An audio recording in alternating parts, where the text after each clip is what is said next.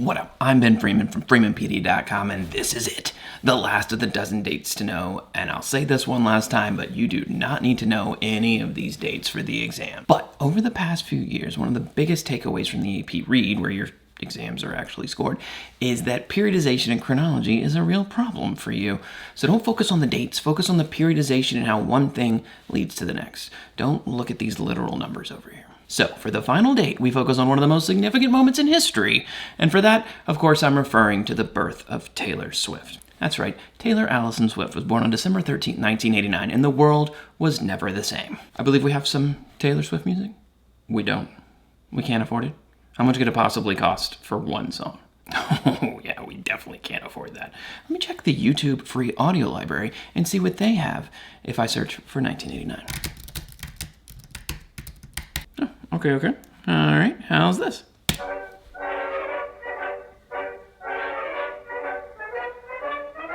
Is this Taylor Swift?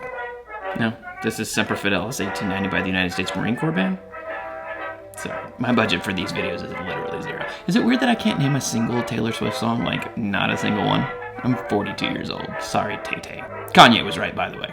Sorry, he was. Today, we focus on the beginning of the end for communism in the year 1989.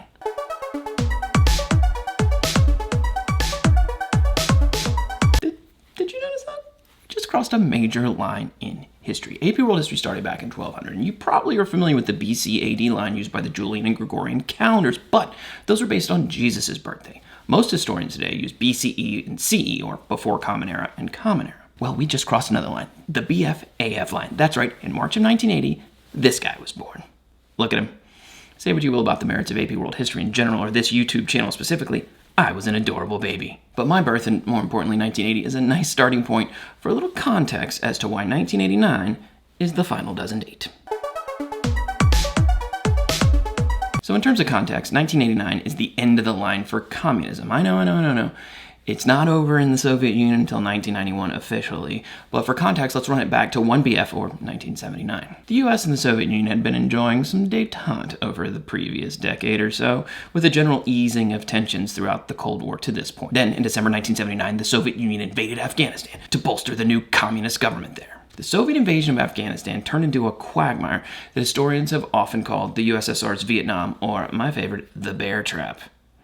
From here, things go from bad to worse for communism. I'll run you through some of the snafus that the Soviets ran into after they got bogged down in Afghanistan. The greatest hockey team ever assembled got smoked by the Americans in Lake Placid, New York in February of 1980. American hero and freedom fighter Ben Freeman was born in March of 1980. Later that year, the Americans boycotted the Summer Games in Moscow. Then, the Americans launched Star Wars. Not that one.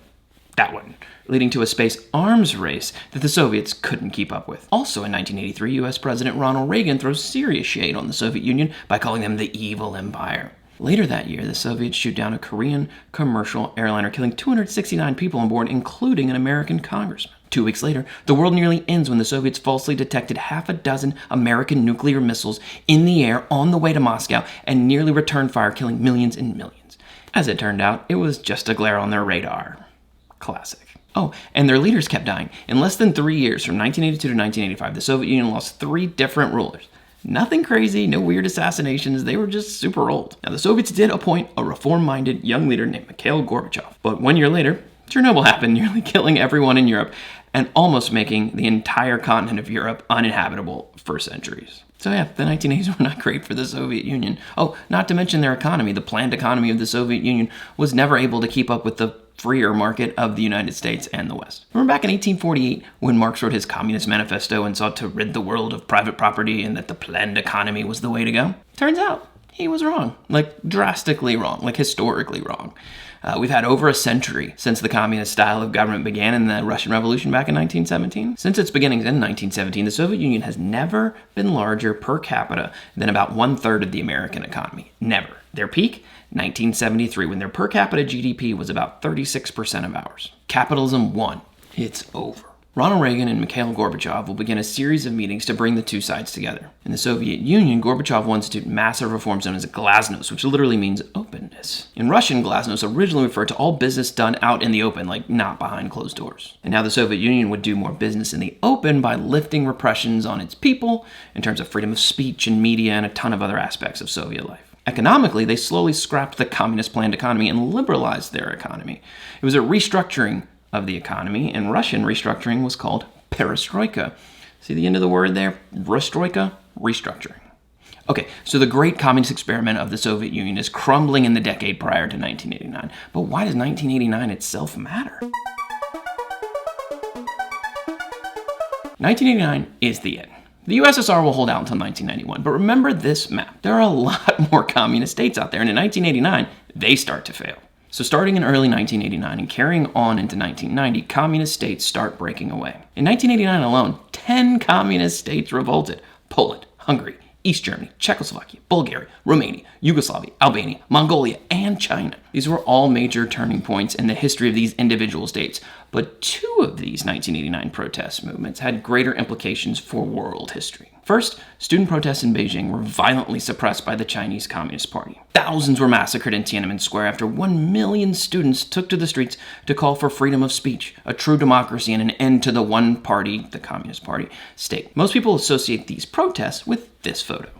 The Tank Man photo is one of the most recognized photographs ever taken. Unknown protester stands in front of a line of tanks sent to stop the protests. Well, except in China, where this photograph is heavily censored. In fact, it's so censored that it has been argued that the man in this photo may have never seen this photo in China and be completely unaware of his international notoriety. The other 1989 protest movement that registers in AP World History is this one. The protests in East Berlin to follow what Ronald Reagan had said in 1987 and tear down this wall. Eventually, travel restrictions are eased and then lifted, and then the wall itself became a relic as the city and then the two nations of East and West Germany eventually reunited in the next year, 1990. All right, so massive protest movements around the world, but historically for AP World History, Berlin and Beijing symbolize the end of the Cold War. But what actually happened in 1989?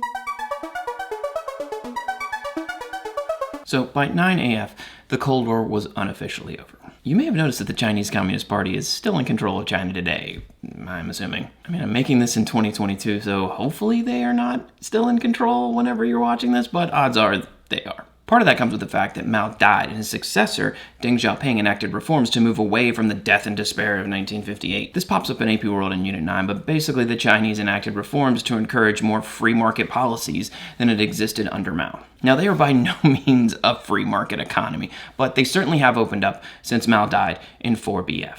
His successor, Deng, had led many reforms like opening up the country for foreign investment. This is why what you're wearing or what you're watching this on says Made in China on it. And China did have significant reforms. They called them the 4 modernizations: agriculture, industry, defense, science and technology. But many students in China wanted a 5th modernization: democracy. So in April of 1989, students took to the streets of major cities around China, and by May, more than 1 million Chinese protesters were marching through Beijing, pushing for more democracy and freedom of speech. But by the end of May, Beijing was declared under martial law. Martial law is when the military is in control of normal civil functions of government. So if you ever turn on the news, you're watching online, you see like tanks in the streets, that's martial law. On the last day of May, the students erected this 33-foot tall statue of the goddess of democracy. They built it out of foam and paper mache. This is my kind of revolution. If I've said it once, I've said it 1,000 times. If your protest doesn't feature arts and crafts, you're protesting wrong. Sadly, on June 4th, the Chinese Communist Party cleared the protesters using these,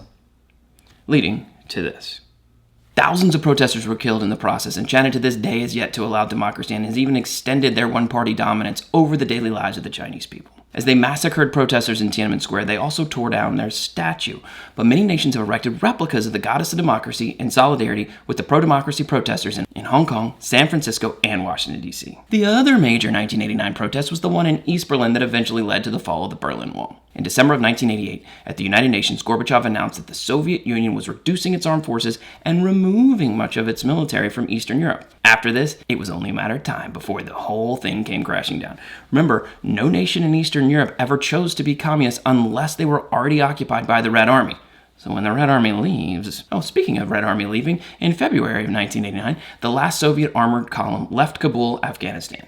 They were on the retreat. Afghanistan was arguably the biggest cause of their downfall, besides that communism is trash. 4 days later, the communist Polish government begins meeting with the Solidarity Movement, which was a labor union trying to end communism in Poland. And by March, Poland is fully moving towards capitalism. I'll save you the rest of 1989, but movements like this are popping up all over the former Soviet satellites. Demonstrations broke out in Eastern Europe, including at the focal point of the Cold War itself, the Berlin Wall, which is what I'm getting to. Despite their best efforts, the East German government couldn't hold back the protests and eventually allowed more and more free access across the wall until November 9th, when this happened. The wall that encircled West Berlin and symbolized the oppression of the whole Soviet bloc was dismantled.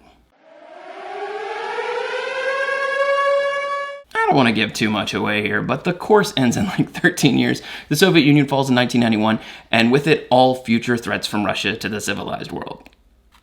China's regime will maintain and continue to rule, albeit not in a communist Marxist model. Rather, the CCP rules as a one-party state maximizing its productivity and purchasing power to quickly become one of the top 2 economies on Earth. So, even though this is the last date to know, the course doesn't end here. The generally agreed upon date for the end of the course is around 2001. But if you know these topics covered over here, not the dates, but the topics covered over here. The beginning of the course. The fall of Baghdad. The Columbus expedition to the Americas. The Battle of Chaldiran. The rise of Tokugawa Japan and the Dutch East India Company. The American Revolution and the rise of capitalism. The Seneca Falls Convention and the Communist Manifesto. The Berlin Conference. The Great War and the Russian Revolution. World War II and the United Nations. The Great Leap Forward. And finally, the Berlin Wall. You'll have a pretty decent outline of the course as a whole. But to find out how much of this is on the AP exam, you'll have to wait all the way until you take the exam in May.